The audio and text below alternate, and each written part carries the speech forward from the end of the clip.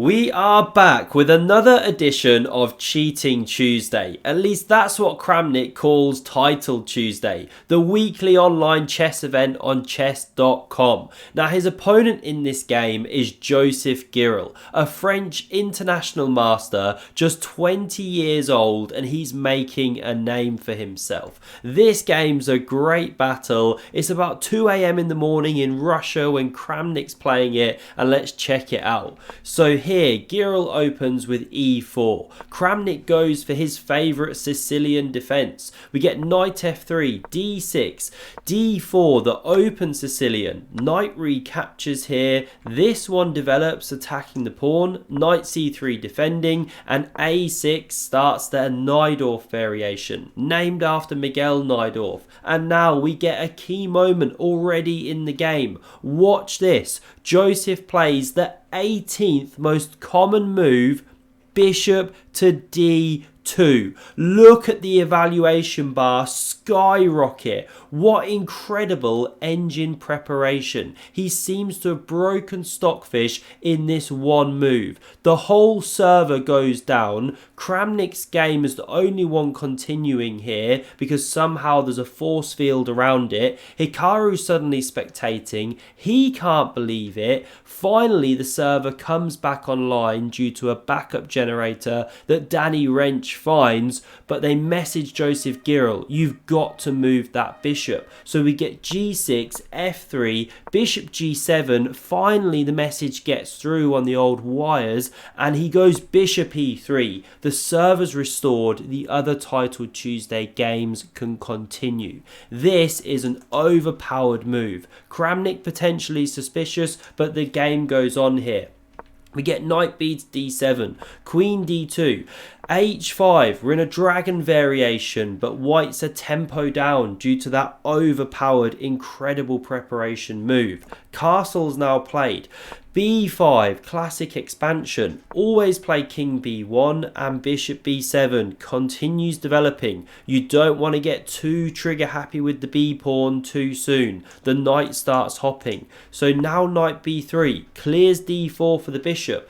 Rook c8 hits the half open file. Bishop e2, knight e5 headed for c4, and now bishop d4 just carries on the harmonious development. Castles from Kramnik. Queen e3 sets up the battery, looking at the weakened b6 square, and so Kramnik takes some action. He hops, hits this queen, so the light squared bishop gives itself up. Very standard. How do you recapture? Well, when you've been playing chess long enough and you know these positions, you know that you go with the rook here and keep this attacking file open. Keep the pawns fluid and mobile. But after bishop b6, queen a8, there is knight a5 coming. Here Girel goes to Forktown, population Kramnik, hitting two pieces. What's Vladimir got up his sleeve? Well, he plays the best position, the best move in the position rather, a very thematic exchange sacrifice.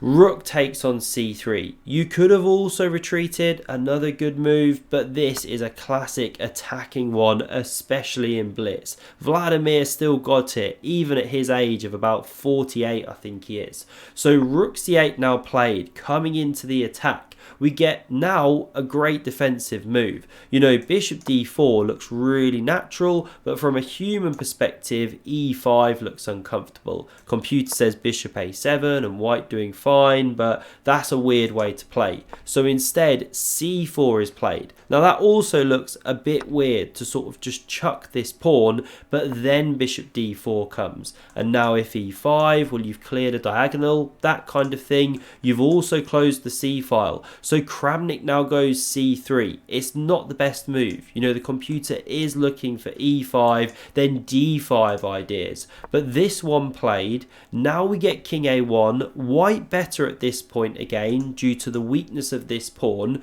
Bishop c6 from Kramnik, clearing the b file, trying to get the queen out of the corner, of course. And now knight takes, queen takes, and rook d3, looking to corral the pawn. So that's why knight d7. opening the bishop to help in the defense. We see an exchange, king recaptures, f4, f6 chucked in here. Kramnik with this nice fluid structure. Haven't named this one, but I love making pictures out of them, right? It's like the constellation of stars in the night sky, right? You just have to do it on the chessboard. Rook b1 now played. Good defensive move, and Kramnik just goes straight up wrong. He should play something slow. Rook c7, queen here. No, not c5, c4. You know, you don't actually want to trade the queens off, but just stick with the defense of the pawn. But in his stupor, his slumber, he goes queen a4, just ditching the pawn. By the way, he's playing this game, you know, like 2, 3 a.m. in the morning, Russian time, Moscow time. Not sure where he's based in Russia, but okay, it's late. I believe he's in Russia. We'll carry on with the game here. The pawn should be taken, but it's missed by Joseph Girel.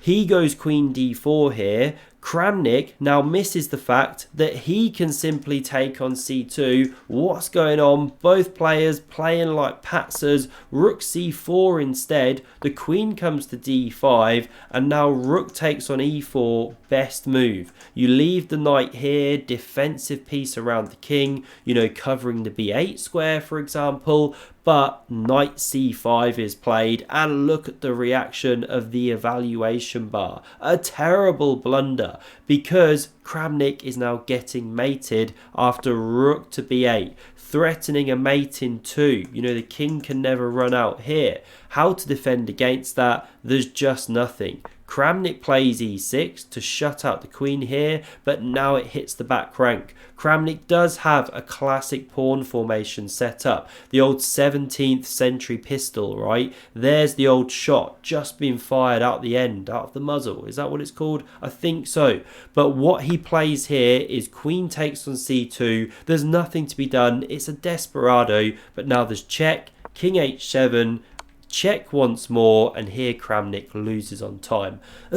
Because if he steps this way, this is simply going to be a checkmate, queen f8 or queen g8, pick your way to win. Let's see what was the review analysis. Yeah, I was worried to play this. I am 83.6, not so much this game, but yeah, I mean, I just did everything myself. Here I was doing well. C3 probably I shouldn't have played, just d5, d5, but okay, king a1. Oh, here it's complicated, yeah, and quite unclear. Queen a4 was a move, okay, it's not so easy. Knight d7, takes f4, yeah, knight f6, rook b1, and he just terrible blunder. I mean, queen d4, just blundered the pawn on c2. You know, I can just take the pawn and close to winning simply. No, it's ridiculous. Okay.